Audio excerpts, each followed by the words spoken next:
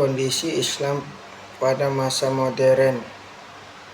Menurut Prof. Dr. Harun Nasution, masa modern Islam dimulai sejak awal tahun 1800-an. Pada masa awal ini dunia Islam secara politis berada di bawah kendali penjajah Eropa. Saat itu Eropa sedang mengalami kemajuan pesat terutama di bidang ilmu pengetahuan dan teknologi seperti penemuan mesin uap yang mendorong revolusi industri. Kemajuan ini menjadi Eropa penguasaan lautan dari perdagangan dunia. Sementara itu kekuatan besar dunia Islam seperti kerajaan Safawi, Mughal dan Utsmani mulai melemah dan mengalami kemunduran. Kerajaan Utsmani bahkan dijuluki The Sick Man of Eropa karena dianggap lemah dan mudah dijajah. Kondisi ini membuat negara-negara Islam satu persatu jatuh ke tangan penjajahan Eropa. Namun di abad ke-20, dunia Islam mulai bangkit untuk memerdekakan diri. Kesadaran umat Islam akan ketertinggalannya tumbuh terutama dalam bidang ilmu pengetahuan dan teknologi yang dulu sempat menjadi kekuatan utama pada masa keemasan Islam tahun 650 sampai 1200 Masehi. Muhammad Ali Pasha tahun 1765 sampai 1849. Latar belakang nama lengkapnya adalah Muhammad Ali Pasha atau dikenal dengan Pasha atau Muhammad Ali. Pasha lahir pada Januari 1765 Masehi di Kawalia, Yunani. Ayahnya Ibrahim Agha berasal dari Turki dan termasuk keluarga tidak mampu. Karena itu Pasha bekerja sejak kecil dan tidak bisa bersekolah seperti anak lainnya. Meski begitu, Pasha cerdas, berani, dan gigih. Karakter ini membawanya menjadi pemimpin di Mesir. Salah satu jasa besarnya adalah membebaskan Mesir dari kekuasaan Napoleon Sultan Turki. Kemudian merestui Muhammad Ali Pasha menjadi wali Mesir. Rifa'ah Baidawi Rafi'at At-Tahtawi tahun 1801 sampai 1873 Masehi.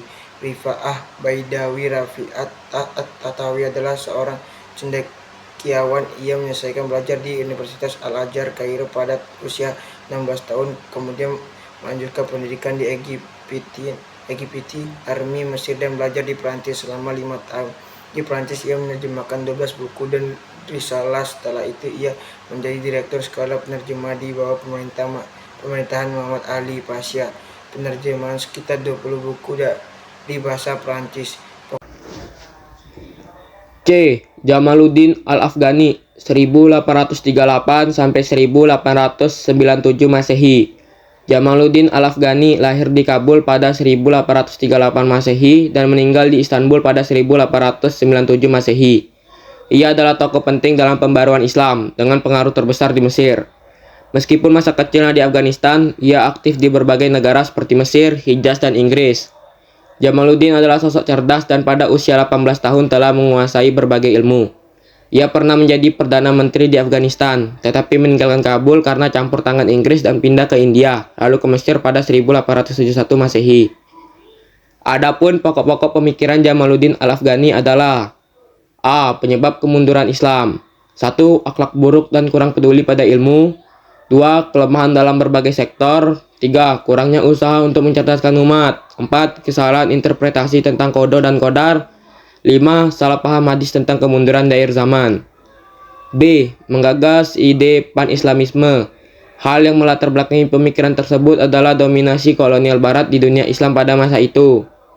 C. Antara laki-laki dan perempuan memiliki kedudukan yang sama. D. Berusaha mengubah sistem pemerintahan autokrasi menjadi demokrasi. Di antara kitab yang ditulis Jamaluddin Al-Afghani adalah: 1. Ar-Raddu alat Dahririyin tentang jawaban kepada kaum ateis. 2. Al-Qoda wa Al-Qodar tentang kodo dan kodar.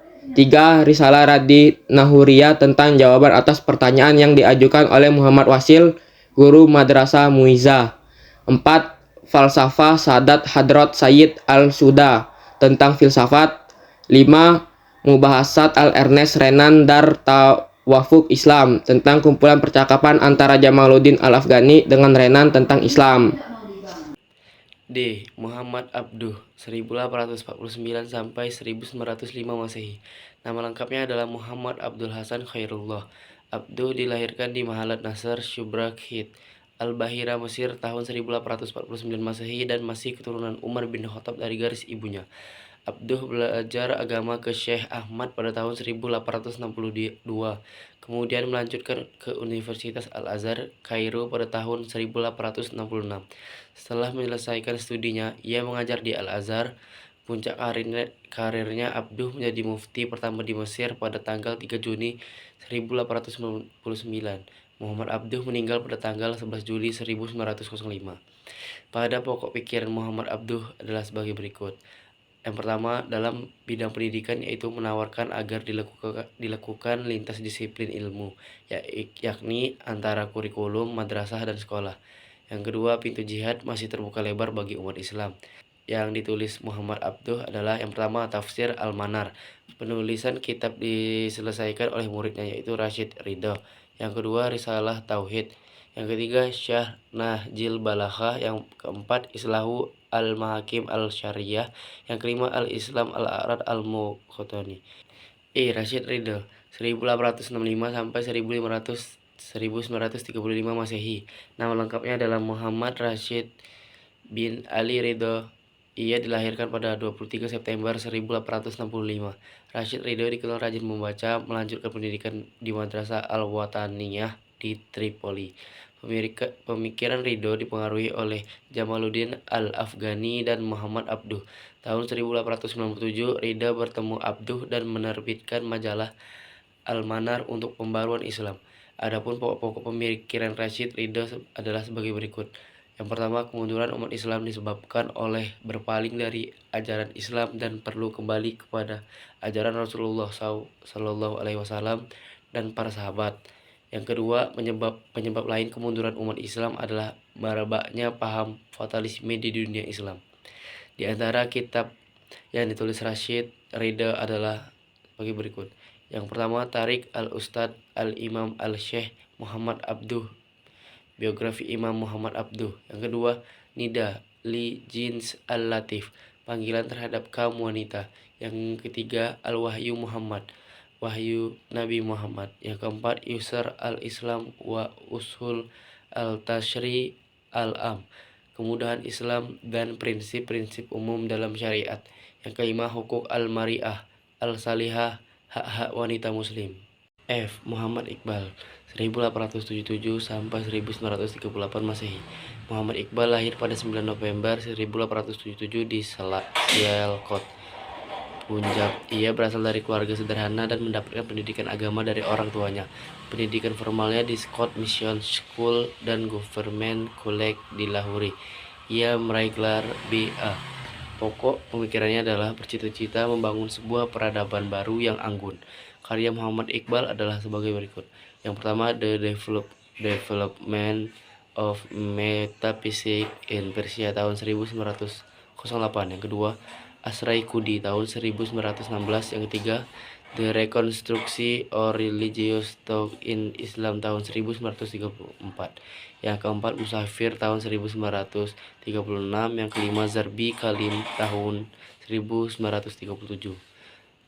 Terus yang terakhir, K.H. Ahmad Dahlan 1868 sampai 1923 Masehi. K.H. Ahmad Dahlan lahir di Kauman, Yogyakarta pada 1 Agustus 1868. Ia belajar Al-Quran dengan ayahnya dan beberapa ulama ternama.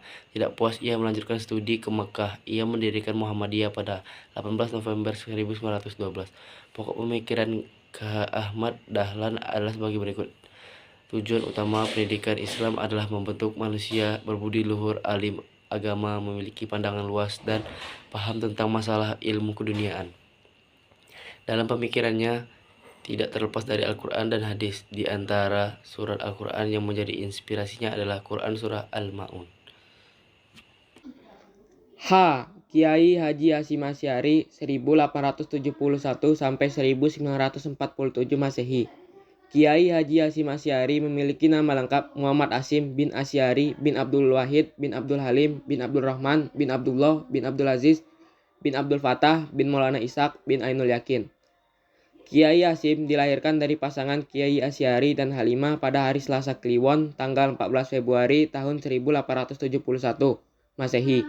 atau bertepatan dengan 12 Zulkaidah tahun 1287 Hijriah di Gedang, Desa Tembak Rejo, Kecamatan Jombang. Sejak masa kanak-kanak, Kiai Hasyim hidup dalam lingkungan pesantren Muslim tradisional Gedang. Keluarga besarnya bukan saja pengelola pesantren, tetapi juga pendiri pesantren. Ayah Kiai Hasyim, yaitu Kiai Asyari, merupakan pendiri pesantren keras di Jombang. Sementara kakeknya dari jalur ibu, yaitu Kiai Usman, dikenal sebagai pendiri dan pengasuh pesantren Gedang. Sementara kakeknya yang bernama Kiai Siha dikenal luas sebagai pendiri dan pengasuh pesantren Tambak Beras di Jombang. Di antara pemikiran Kiai Haji Hasyim Asy'ari adalah A. Dalam bidang tasawuf, Kiai Hasyim banyak dipengaruhi oleh Al-Ghazali. B. Dalam melawan penjajah Belanda, Kiai Hasyim menginisiasi resolusi jihad yang dicetuskan pada tanggal 22 Oktober 1945 yang sekarang diperingati menjadi Hari Santri Nasional. C. Dalam bidang politik, Kiai Hasyim mengajak kepada umat Islam untuk membangun dan menjaga persatuan. D. Dalam bidang pendidikan, tujuan pendidikan menurut Kiai Hasyim selain pemahaman terhadap pengetahuan adalah pembentukan karakter yang baik yang penuh dengan pemahaman secara benar. Pengaruh Islam masa modern bagi Indonesia. Adanya gerakan pembaruan dalam Islam pada masa modern menunjukkan kesadaran umat Islam akan ketertinggalan dari Barat, meski Islam pernah mengalami zaman keemasan. Cendekiawan seperti Jamaluddin Al-Afghani menginspirasi gerakan persatuan untuk menentang penjajah termasuk di Indonesia.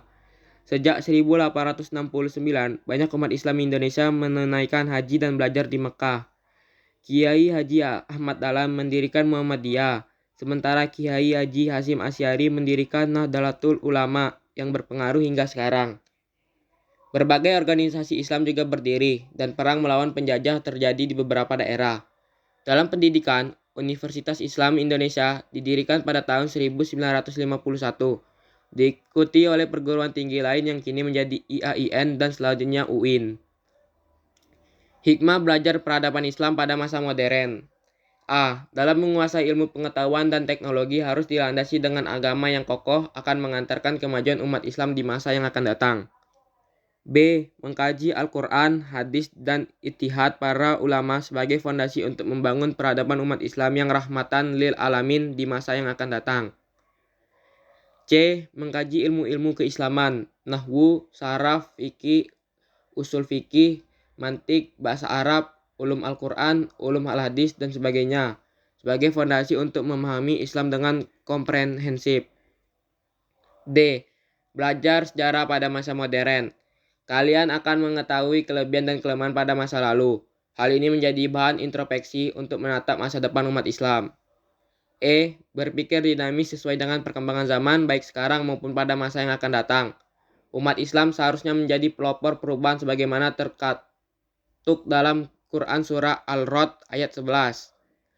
F. Memperkuat semangat ukhuwah Islamiyah atau persaudaraan sesama umat Islam. Ukhuwah Wathaniyah atau persaudaraan sesama warga negara, dan ukhuwah basyariyah atau persaudaraan dengan sesama manusia. G.